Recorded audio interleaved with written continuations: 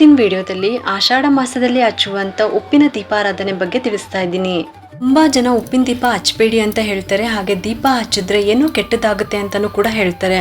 ಆದರೆ ಯಾವುದೇ ಒಂದು ದೀಪ ಹಚ್ಚಿ ಅದರಿಂದ ಕೆಟ್ಟದಾಗಿರೋ ಥರ ಇದ್ದಿದ್ರೆ ಈ ಪ್ರಪಂಚದಲ್ಲಿ ಯಾರು ಕೂಡ ದೀಪ ಅನ್ನೋದೇ ಹಚ್ತಾ ಇರಲಿಲ್ಲ ಅಲ್ವಾ. ಈ ಉಪ್ಪಿನ ದೀಪದ ಬಗ್ಗೆ ನನ್ನ ಅನುಭವದ ಮಾತನ್ನು ಕೂಡ ನಾನು ನಿಮಗೆ ಶೇರ್ ಮಾಡಿದ್ದೀನಿ. ನನಗಂತೂ ತುಂಬ ಅಂದರೆ ತುಂಬ ಒಳ್ಳೆಯದೇ ಆಗಿದೆ. ಕೆಲವರೆಲ್ಲ ಈ ದೀಪ ಹಚ್ಚೋದು ಒಳ್ಳೇದಲ್ಲ ಅಂತ ಹೇಳ್ತಾರೆ, ಕೆಲವರು ಒಳ್ಳೇದು ಅಂತಲೂ ಕೂಡ ಹೇಳ್ತಾರೆ. ಅದರಲ್ಲಿ ನಾನು ಕೂಡ ಒಬ್ಳು. ನನಗಂತೂ ಈ ದೀಪ ಹಚ್ಚೋದ್ರಿಂದ ಸಾಕಷ್ಟು ಒಳ್ಳೇದೇ ಆಗಿದೆ. ಯಾರಿಗೆಲ್ಲ ಒಳ್ಳೇದಾಗಿದೆ ಅಂತ ಹೇಳಿದರು ಅದರಲ್ಲಿ ನಾನು ಕೂಡ ಒಬ್ಳು ಅಂತ ನಾನು ಹೇಳೋದಕ್ಕೆ ಇಷ್ಟಪಡ್ತೀನಿ. ಪ್ರತಿ ವರ್ಷನೂ ಕೂಡ ಈ ಉಪ್ಪಿನ ದೀಪದ ಬಗ್ಗೆ ತಿಳಿಸ್ತಾ ಬಂದಿದ್ದೀನಿ, ಯಾಕಂದರೆ ನನಗಂತೂ ತುಂಬ ಒಳ್ಳೇದಾಗಿದೆ ಆಗಿದೆ. ಅದಕ್ಕೋಸ್ಕರ ನನಗಂತೂ ತುಂಬಾ ಒಳ್ಳೇದಾಗಿರೋದ್ರಿಂದ ನಿಮಗೂ ಕೂಡ ತಿಳಿಸೋಣ ಅಂತ ನಾನು ಈ ವಿಡಿಯೋ ಮಾಡ್ತಾ ಇದ್ದೀನಿ. ಯಾವುದೇ ರೀತಿ ಡೌಟ್ ಇಟ್ಕೊಳ್ದಂಗೆ ಈ ದೀಪನ ಆಷಾಢ ಮಾಸದಲ್ಲಿ ಹಚ್ಚಿ ಅಂತ ನಾನು ಹೇಳೋದಕ್ಕೆ ಇಷ್ಟಪಡ್ತೀನಿ. ಇವಾಗ ಈ ಉಪ್ಪಿನ ದೀಪಾರಾಧನೆ ಬಗ್ಗೆ ಸಂಪೂರ್ಣವಾಗಿ ತಿಳ್ಕೊಳ್ಳೋಣ. ಐಶ್ವರ್ಯ ದೀಪ ಅಥವಾ ಉಪ್ಪಿನ ದೀಪ ಲಕ್ಷ್ಮಿಗೆ ಅತ್ಯಂತ ಪ್ರಿಯವಾಗಿರುವಂಥ ಈ ದೀಪವನ್ನು ಆಷಾಢ ಮಾಸದಲ್ಲಿ ಶ್ರಾವಣ ಮಾಸದಲ್ಲಿ ಹಚ್ಚೋದ್ರಿಂದ ಅಷ್ಟೂ ನಮಗೆ ಐಶ್ವರ್ಯಗಳು ಲಭಿಸುತ್ತೆ. ನಾವು ಅಂದ್ಕೊಂಡಿರುವಂಥ ಕೆಲಸನೂ ಕೂಡ ತುಂಬ ಬೇಗನೆ ಆಗುತ್ತೆ. ಹಾಗಾದರೆ ಈ ಉಪ್ಪಿನ ದೀಪ ಐಶ್ವರ್ಯ ದೀಪವನ್ನು ಹೇಗೆ ಹಚ್ಚಬೇಕು, ಯಾವ ದಿಕ್ಕಿಗೆ ಹಚ್ಚಬೇಕು, ಯಾವ ದಿನ ಹಚ್ಚಬೇಕು, ಈ ದೀಪ ಹಚ್ಚೋರು ಯಾವ ಯಾವ ನಿಯಮಗಳನ್ನು ಪಾಲಿಸಬೇಕು, ಇನ್ನು ಉಪ್ಪನ್ನು ಯಾವ ರೀತಿ ವಿಸರ್ಜನೆ ಮಾಡಬೇಕು, ಯಾವ ಸಮಯದಲ್ಲಿ ಈ ಉಪ್ಪಿನ ದೀಪ ಹಚ್ಚೋದ್ರಿಂದ ನಾವು ವಿಶೇಷ ಫಲವನ್ನು ಪಡ್ಕೊಳ್ಬೋದು ಅಂತ ಈ ವಿಡಿಯೋದಲ್ಲಿ ತಿಳಿಸ್ತಾ ಇದ್ದೀನಿ. ಈ ಉಪ್ಪಿನ ದೀಪನ ಆಷಾಢ ಮಾಸದಲ್ಲಿ ಶ್ರಾವಣ ಮಾಸದಲ್ಲಿ ಈ ದೀಪನ ಹಚ್ಚಿ ಹೆಚ್ಚಿನ ಲಾಭವನ್ನು ಪಡೀರಿ ಅಂತ ಕೇಳ್ಕೊತೀನಿ.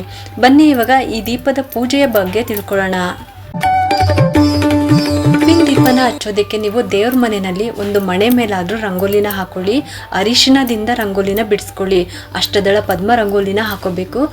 ರಂಗೋಲಿ ಹಾಕಿದಾದ್ಮೇಲೆ ಕುಂಕುಮವನ್ನು ಹಾಕಬೇಕು, ಹೂನ ಇಡಬೇಕು. ಆದಷ್ಟು ನೀವು ಕೆಂಪು ರೋಸ್ ಬರುತ್ತಲ್ವಾ ಅದನ್ನು ನೀವು ಉಪಯೋಗಿಸ್ಕೊಳ್ಳಿ. ನಂತರ ಅಕ್ಷತೆಯನ್ನು ಕೂಡ ಹಾಕಬೇಕು. ಅದ್ರ ಮೇಲೆ ನೀವೇನು ರಂಗೋಲಿ ಬಿಟ್ಟಿರ್ತೀರಲ್ವಾ ಅದ್ರ ಮೇಲೆ ಒಂದು ತಟ್ಟೆ ಇಡಬೇಕು. ಆ ತಟ್ಟೆ ಸುತ್ತಲೂ ಕೂಡ 5 ಕಡೆ ಕೂಡ ಅರಿಶಿನ ಕುಂಕುಮವನ್ನು ಇಡಬೇಕು, ಅದಕ್ಕೂ ಕೂಡ ಹೂನ ಇಡಬೇಕು. ಈ ದೀಪವನ್ನು ಯಾವ ದಿಕ್ಕಿಗೆ ನೀವು ದೀಪ ಹಚ್ಚಬೇಕು ಅಂತ ಅಂದರೆ ಉತ್ತರ ದಿಕ್ಕಿಗೆ ದೀಪವನ್ನು ಹಚ್ಚಬೇಕು. ನೀವು ಪ್ರತಿ ವರ್ಷನೂ ಕೂಡ ಉಪ್ಪಿನ ದೀಪ ಹಚ್ತಾ ಇದ್ದೀರಾ ಅಂದರೆ ಪ್ರತಿ ವರ್ಷನೂ ನೀವು ಉಪಯೋಗಿಸುವಂಥ ಮಣ್ಣಿನ ದೀಪನೇ ನೀವು ಉಪಯೋಗಿಸ್ಕೋಬಹುದು. ಆದಷ್ಟು ಉಪ್ಪು ಹಾಕೋದಿಕ್ಕೆ ಮಣ್ಣಿನ ದೀಪನೇ ತಗೊಳ್ಳಿ. ತಾಮ್ರ ಹಿತ್ತಾಳೆದು ಬೇಡ, ಯಾಕಂದರೆ ಉಪ್ಪು ತಾಮ್ರದ ಜೊತೆ ರಿಯಾಕ್ಷನ್ ಆಗಿಬಿಟ್ಟು ಹಸಿರು ಬಣ್ಣದ ಕಲೆನ ಬಿಟ್ಕೊಳ್ಳುತ್ತೆ. ಈ ಥರ ಆಗೋದು ಒಳ್ಳೆಯದಲ್ಲ. ಮಣ್ಣಿನ ದೀಪನ ನೀಟಾಗಿ ತೊಳ್ಕೊಳ್ಳಿ. ಆಮೇಲೆ ಯಾವ ದಿನ ನೀವು ಉಪ್ಪಿನ ದೀಪ ಹಚ್ತೀರೋ ಅವತ್ತಿನ ದಿವಸ ಪೂರ್ತಿಯಾಗಿ ಅರಿಶಿನ ಹಚ್ಚಬೇಕು. ದೀಪ ಪೂರ್ತಿ ಅರಿಶಿನ ಹಚ್ಚಬೇಕು. 3 ಮಣ್ಣಿನ ದೀಪ ತಗೊಳ್ಳಿ. ಒಂದು ದೊಡ್ಡದು ಮಣ್ಣಿನ ದೀಪ, 2 ಚಿಕ್ಕದು ಮಣ್ಣಿನ ದೀಪ ಬೇಕಾಗುತ್ತೆ. ಯಾವುದೇ ಕಾರಣಕ್ಕೂ ಉಪ್ಪು ಹಾಕಬೇಕಾದ್ರೆ ಪುಡಿ ಉಪ್ಪನ್ನು ಹಾಕಬಾರ್ದು, ಕಲ್ಲುಪ್ಪೇ ತಗೋಬೇಕು. ಅದು ಹೊಸಾದೇ ತಗೊಂಬಂದು ನೀವು ಹಾಕಬೇಕಾಗತ್ತೆ. 3 ದೀಪಕ್ಕೂ ನೀವು ಅರಿಶಿನ ಹಚ್ಚಬೇಕು ಚೆನ್ನಾಗಿ. ಹೊರಗಡೆ ಮತ್ತು ಒಳಗಡೆ ಎಲ್ಲನೂ ಕೂಡ ನೀವು ನೀಟಾಗಿ ಅರಿಶಿನ ಹಚ್ಚಬೇಕು. ಅದಾದ್ಮೇಲೆ ದೀಪದ 3 ಕಡೆ ನೀವು ಕುಂಕುಮವನ್ನು ಇಡಬೇಕು. ಇದೇ ರೀತಿನೇ 3 ದೀಪಕ್ಕೂ ನೀವು ರೆಡಿ ಮಾಡಿಟ್ಕೊಳ್ಳಿ. ಒಂದು ದೊಡ್ಡ ದೀಪಕ್ಕೆ ನೀವು ಕಲ್ಲುಪ್ಪನ್ನು ಹಾಕಬೇಕಾಗುತ್ತೆ, ಮತ್ತು 2 ದೀಪಕ್ಕೆ ಒಂದರಲ್ಲಿ ತುಪ್ಪ ಅಥವಾ ಎಣ್ಣೆ ಹಾಕ್ಬೋದು, ಇನ್ನೊಂದರಲ್ಲಿ ಅರಿಶಿನ ಕುಂಕುಮ ಅಕ್ಷತೆ ಮತ್ತು ಕೆಂಪು ರೋಸು ಇದನ್ನ ಹಾಕಬೇಕು. ನೀವು ತಟ್ಟೆನ ಯಾವ ರೀತಿ ಅಲಂಕಾರ ಮಾಡ್ಕೊಂಡಿರ್ತೀರೋ ಅದೇ ರೀತಿನೇ ಮಾಡ್ಕೊಳ್ಳಿ. ದೀಪಕ್ಕೂ ಕೂಡ ಅರಿಶಿನ ಕುಂಕುಮದಿಂದ ಅಲಂಕಾರವನ್ನು ಮಾಡ್ಕೊಳ್ಳಿ. ಈ ಉಪ್ಪಿನ ದೀಪನ ಆಷಾಢ ಮಾಸದಲ್ಲಿ ಶ್ರಾವಣ ಮಾಸದಲ್ಲಿ ಮತ್ತು ಅಲ್ಲದೆ ಬೇರೆ ಶುಕ್ರವಾರ ದಿನಗಳಲ್ಲೂ ಕೂಡ ನೀವು ಹಚ್ಬೋದು, ಮತ್ತು ಮಂಗಳವಾರನೂ ಕೂಡ ನೀವು ಹಚ್ಬೋದು, ಏನೂ ತೊಂದರೆ ಇಲ್ಲ. ನೀವು ಅಮಾವಾಸ್ಯೆ ಮತ್ತು ಹುಣ್ಣಿಮೆ ದಿನಗಳಲ್ಲೂ ಕೂಡ ಹಚ್ಬೋದು. ಆದರೆ ಆಷಾಢ ಮಾಸದಲ್ಲಿ ಮತ್ತು ಶ್ರಾವಣ ಮಾಸದಲ್ಲಿ ತುಂಬಾ ಶ್ರೇಷ್ಠ, ಯಾಕಂದರೆ ಈ 2 ಮಾಸ ಲಕ್ಷ್ಮಿಗೆ ಪ್ರಿಯವಾದಂತಹ ಮಾಸ ಅಂತಲೇ ಹೇಳ್ಬೋದು. ಅದಕ್ಕೋಸ್ಕರ ಈ ಮಾಸದಲ್ಲಿ ನೀವು ಉಪ್ಪಿನ ದೀಪ ಹಚ್ಚೋದು ಬಹಳನೇ ವಿಶೇಷ. ಬಹಳ ವಿಶೇಷ ಇರೋದ್ರಿಂದನೇ ಈ 2 ಮಾಸಗಳು ತುಂಬ ಒಳ್ಳೆಯದು. ಶುಕ್ರವಾರ ದಿವಸನೂ ಕೂಡ ಉಪ್ಪಿನ ದೀಪ ಹಚ್ಚೋದು ಕೂಡ ಒಳ್ಳೆಯದು. ಇನ್ನು ಯಾವ ಸಮಯದಲ್ಲಿ ದೀಪ ಹಚ್ಚಬೇಕು ಅಂತಂದರೆ ಬೆಳಗಿನ ಬ್ರಾಹ್ಮಿ ಮುಹೂರ್ತದಲ್ಲಿ, ಅಂದರೆ ಬೆಳಗ್ಗೆ ಸೂರ್ಯ ಉದಯ ಆಗೋಕ್ಕಿಂತ ಮೊದಲೇ 5 ಗಂಟೆ 30 ನಿಮಿಷದ ಒಳಗಡೆ ನೀವು ಈ ದೀಪ ಹಚ್ಚಿದ್ರೆ ವಿಶೇಷ. ಅಷ್ಟು ಹೊತ್ತಿಗೆ ಅಷ್ಟು ಬೇಗನೆ ನಾವು ಆ ಸಮಯದಲ್ಲಿ ಮಾಡೋದಕ್ಕಾಗಲ್ಲ ಅಂತ ಅನ್ನೋರು ಸಂಜೆ ಗೋಧೂಳಿ ಸಮಯದಲ್ಲಿ ನೀವು ಸಂಜೆ 5 ಗಂಟೆ 30 ನಿಮಿಷದಿಂದ 6 ಗಂಟೆ 30 ನಿಮಿಷದ ಒಳಗಡೆ ಈ ಸಮಯದಲ್ಲೂ ಕೂಡ ನೀವು ದೀಪ ಹಚ್ಬೋದು. ಆದರೆ ನನ್ನ ಅನುಭವದ ಪ್ರಕಾರ ನಾನು ಹೇಳಬೇಕು ಅಂತ ಅಂದರೆ ನಾನು ಯಾವಾಗಲೂ ಕೂಡ ಬ್ರಾಹ್ಮಿ ಮುಹೂರ್ತದಲ್ಲಿ ಪೂಜೆ ಮಾಡಿರೋದು, ದೀಪ ಹಚ್ಚಿರೋದು ನನಗೆ ಒಳ್ಳೆಯದಾಗಿರೋದು. ಅದಕ್ಕೋಸ್ಕರ ನೀವು ಕೂಡ ಪ್ರಯತ್ನ ಮಾಡಿ ಅಂತ ಕೇಳ್ಕೊತಾ ಇದ್ದೀನಿ ಬ್ರಾಹ್ಮಿ ಮುಹೂರ್ತದಲ್ಲಿ ಪೂಜೆ ಮಾಡೋದಕ್ಕೆ. ಇನ್ನು ಈ ದೀಪ ಹಚ್ಚೋ ಅಂತ ಮೊದಲನೇ ವಾರ ಹೊಸ ಕಲ್ಲುಪ್ಪಿನ ಪ್ಯಾಕೆಟನ್ನು ತರಬೇಕಾಗುತ್ತೆ. ಆದರೆ ಅದನ್ನು ದೇವ್ರ ಪೂಜೆಗೆ ಅಂತಲೇ ಸಪ್ರೇಟಾಗಿ ಇಟ್ಕೊಳ್ಳಿ. ಅದನ್ನೆಲ್ಲ ನೀವು ಪ್ರತಿದಿನ ಅಡುಗೆ ಮಾಡ್ತೀರಲ್ವ, ಅಡುಗೆಗೆ ಉಪಯೋಗಿಸೋಂಗಿಲ್ಲ. ಇದನ್ನು ದೇವ್ರ ಮನೆಯಲ್ಲೇ ಇಟ್ಟರೆ ಒಳ್ಳೆಯದು ಅಂತಲೇ ಹೇಳ್ತೀನಿ. ಆ ಉಪ್ಪಿನಿಂದ 3 ಇಡೀ ಉಪ್ಪನ್ನು ಆ ಒಂದು ದೀಪದ ಒಳಗಡೆ ಹಾಕಬೇಕು. ಇದು ನೀವೇನು ಮಾಡಿರ್ತೀರಾ, ಒಂದು ಮಣೆ ಹಾಕ್ಕೊಂಡಿರ್ತೀರಾ, ಮಣೆ ಮೇಲೆ ಅಷ್ಟದಳ ಪದ್ಮ ರಂಗೋಲಿನ ಬಿಟ್ಕೊಂಡಿರ್ತೀರಾ, ಅದ್ರ ಮೇಲೆ ಒಂದು ತಟ್ಟೆ ಇಟ್ಟಿರ್ತೀರ. ಆ ತಟ್ಟೆ ಮೇಲೆ ನೀವು ಈಗ ದೊಡ್ಡದು ದೀಪ ನೀವು ರೆಡಿ ಮಾಡಿಟ್ಕೊಂಡಿರ್ತೀರಲ್ಲ, ಆ ದೀಪನ ಇಡಬೇಕು. ಆ ದೀಪಕ್ಕೆ ನೀವು ಕಲ್ಲುಪ್ಪನ್ನು ತೊಗೊಂಡ್ಬಿಟ್ಟು ಅದರಿಂದ 3 ಹಿಡಿ ಕಲ್ಲುಪ್ಪನ್ನು ಆ ದೀಪದ ಒಳಗಡೆ ಹಾಕೋಬೇಕು. ಆ ದೀಪದ ಒಳಗಡೆ ಅದನ್ನು ಹಾಕಬೇಕಾದ್ರೂ ಅಷ್ಟೇ ನಿಮ್ಮ ಕೋರಿಕೆ ಏನಿದೆ, ನಿಮ್ಮ ಬೇಡಿಕೆ ಏನಿದೆ, ಉಪ್ಪನ್ನು ಆ ದೀಪದ ಒಳಗಡೆ ಹಾಕಬೇಕಾದ್ರೆ ನೀವು ನಿಮ್ಮ ಬೇಡಿಕೆ ಏನಿದೆ, ಕೋರಿಕೆ ಏನಿದೆ, ಆ ತಾಯಿ ನೆನೆಸ್ಕೊಂಡು ನೀವು ಆ ಉಪ್ಪನ್ನು ಹಾಕಬೇಕಾಗುತ್ತೆ. ಪ್ರತಿ ವಾರ ಹೊಸ ಉಪ್ಪಿನ ಪ್ಯಾಕೆಟ್ ತರಬೇಕು ಅಂತ ಏನೂ ಇಲ್ಲ. ಅದೇ ಪ್ಯಾಕೆಟ್ನ ನೀವು ನೀಟಾಗಿ ಸಪ್ರೇಟಾಗಿ ಎತ್ತಿಟ್ಕೊಂಡ್ಬಿಡಿ. ಅದು ಖಾಲಿ ಆದಮೇಲೆ ಬೇಕಾದರೆ ನೀವು ಹೊಸ ಉಪ್ಪಿನ ಪ್ಯಾಕೆಟ್ ತರ್ಬೋದು. ಮೊದಲನೇ ಸಲ ಉಪ್ಪಿನ ದೀಪ ಹಚ್ಚೋರಾದರೆ ಹೊಸ ಮಣ್ಣಿನ ದೀಪ ತಗೋಬೇಕಾಗುತ್ತೆ. ಅದೇ ಪ್ರತಿ ವರ್ಷವೂ ದೀಪ ಹಚ್ತಾ ಇರೋರು ಅದೇ ಮಣ್ಣಿನ ದೀಪನ ಹಚ್ಬೋದು. ಈಗ ತಟ್ಟೆ ಮೇಲೆ ಮಣ್ಣಿನ ದೀಪ ಇಟ್ಟಿರ್ತೀರಲ್ವ ದೊಡ್ಡದು, ಅದಕ್ಕೆ ನೀವು 3 ಹಿಡಿಯ ಕಲ್ಲುಪ್ಪನ್ನು ಹಾಕಬೇಕು.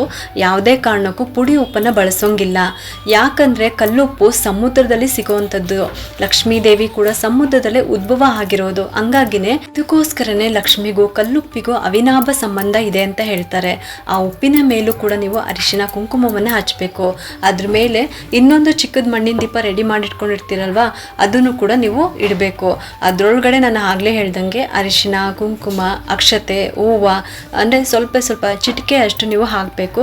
ಅದ್ರ ಮೇಲೆ ಇನ್ನೊಂದು ಮಣ್ಣಿನ ದೀಪ ರೆಡಿ ಮಾಡಿಟ್ಕೊಂಡಿರ್ತೀರಲ್ವ, ಆ ದೀಪನ ಇಟ್ಬಿಟ್ಟು ಅದಕ್ಕೆ ನೀವು ತುಪ್ಪನ ಹಾಕಬೇಕು. ಆ ತುಪ್ಪಕ್ಕೆ 2 ಬತ್ತಿ ಹಾಕಬೇಕು. ಬತ್ತಿನ ನೀಟಾಗಿ ಒಸ್ಬಿಟ್ಟು ಆ ತುಪ್ಪದ ಒಳಗಡೆ ಹಾಕಬೇಕು. ತುಪ್ಪದಲ್ಲಿ ಸ್ವಲ್ಪ ಹೊತ್ತು ನೆನಿಬೇಕು. ಅದು ತುಪ್ಪನೂ ಕೂಡ ಅಷ್ಟೇ ಕಾಯಿಸ್ಬಿಟ್ಟು ಆರಿಸ್ಬಿಟ್ಟು ಆ ದೀಪಕ್ಕೆ ಬಿಡಬೇಕು.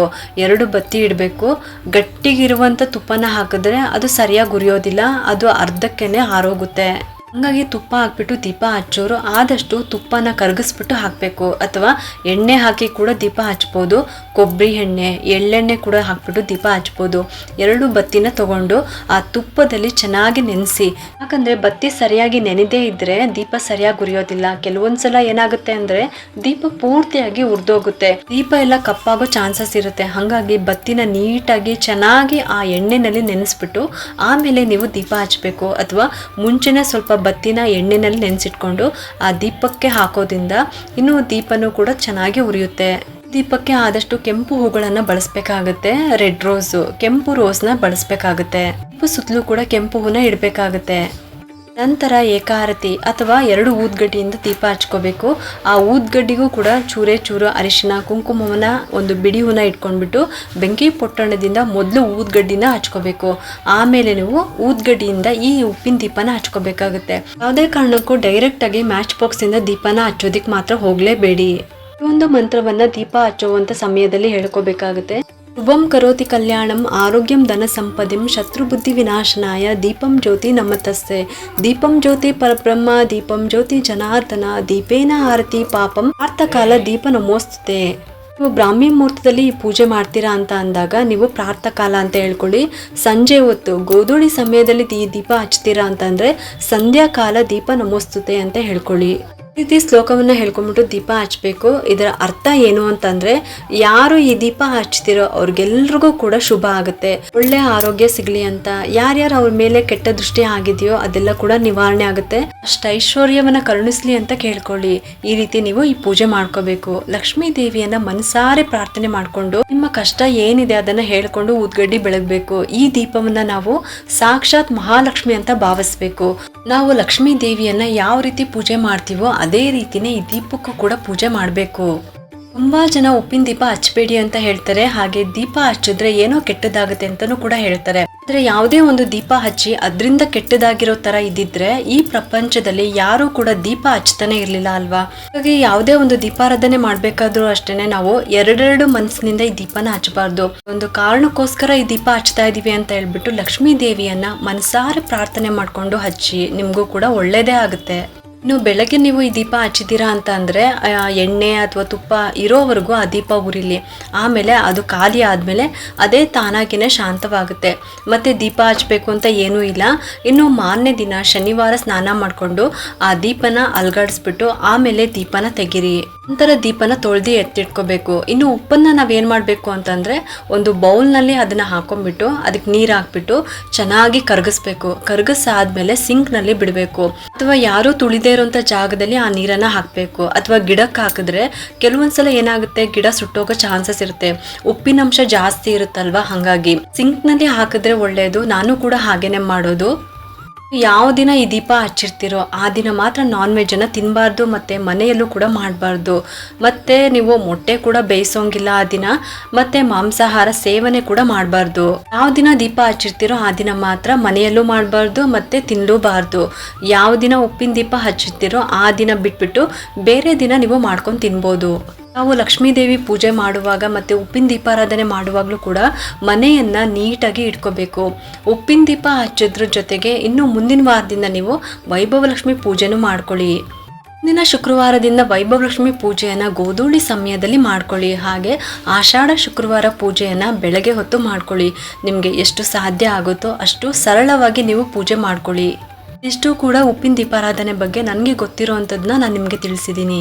ನನಗಂತೂ ತುಂಬ ಅಂದರೆ ತುಂಬ ಒಳ್ಳೆಯದಾಗಿದೆ, ಇದಂತೂ ಸತ್ಯ. ಅದಕ್ಕೋಸ್ಕರ ನಾನು ನಿಮಗೂ ಕೂಡ ಹೇಳ್ತಾ ಇದ್ದೀನಿ, ಭಕ್ತಿಯಿಂದ ಪ್ರಾರ್ಥನೆ ಮಾಡಿಕೊಂಡು ಈ ದೀಪನ ಹಚ್ಚಿ ಒಂದೇ ಮನಸ್ಸಿಂದ. ಇನ್ಕೇಸ್ ಈ ದೀಪ ಹಚ್ಚಿ ನಿಮಗೂ ಕೂಡ ಒಳ್ಳೆಯದಾದರೆ ನನಗೆ ಕಮೆಂಟ್ ಮೂಲಕ ತಿಳಿಸೋದನ್ನು ಮಾತ್ರ ಮರಿಬೇಡಿ ಅಂತ ಕೇಳ್ಕೊತೀನಿ. ಈ ಒಂದು ಉಪಯುಕ್ತ ಮಾಹಿತಿ ನಿಮ್ಗೆ ಇಷ್ಟ ಆಗಿದೆ ಅಂತ ನಾನು ಭಾವಿಸ್ತಾ ಈ ವಿಡಿಯೋನ ಮುಗಿಸ್ತಾ ಇದ್ದೀನಿ. ಈ ವಿಡಿಯೋ ಏನಾದರೂ ನಿಮ್ಗೆ ಇಷ್ಟ ಆಗಿದ್ರೆ ಒಂದು ಲೈಕ್ ಮಾಡಿ, ಶೇರ್ ಮಾಡಿ ಮತ್ತು ಸಬ್ಸ್ಕ್ರೈಬ್ ಮಾಡಲು ಮರಿಬೇಡಿ. ಯಾಕಂದರೆ ನೀವು ಮಾಡೋ ಒಂದು ಸಬ್ಸ್ಕ್ರೈಬಿಂದ ನಮ್ಮಂತಹ ಸಣ್ಣ ಸಣ್ಣ ಚಾನಲ್ಸ್ಗೆ ಒಂದು ಸಪೋರ್ಟ್ ಮಾಡ್ದಂಗೆ ಆಗುತ್ತೆ. ಮತ್ತೆ ಸಿಗ್ತೀನಿ ಮುಂದಿನ ಹೊಸ ವಿಡಿಯೋದೊಂದಿಗೆ ಅಂತ ಹೇಳ್ತಾ ಈ ವಿಡಿಯೋನ ಮುಗಿಸ್ತಾ ಇದ್ದೀನಿ. ಸರ್ವೇ ಜನ ಸುಖಿನೋ ಭವಂತು.